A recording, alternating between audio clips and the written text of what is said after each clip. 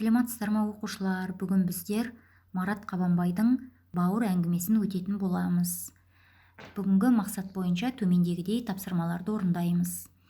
Марат Қабанбайдың өмірі, шығармашылығы, марапаттары туралы видеоны осы видеоның астына сілтеме қылып жазатын боламын.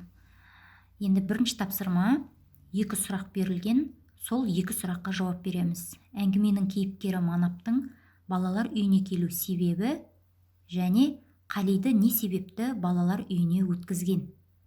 Екі ұпай аламыз. Одан кейін оқулықтың 119 бетіндегі 6 тапсырманы орындаймыз. Яғни суреттердегі әңгіме бөліктерінде Манап пен Қалидың не туралы сөйлескендерін жазуымыз қажет. Екеуінің арасында қандай әңгіме өрбиді. Бұл жерде алатынымыз 6 ұпай, әр суретке қатысты оқиғаны бір-бір сөйлеммен жазуымыз қажет. Және соңғы тапсырма, бұл әңгіменің сюжеттік композициялық құрылымын сәйкестендіреміз.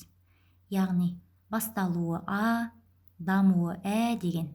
Бұл жерде алатын ұпайларың 2 ұпай.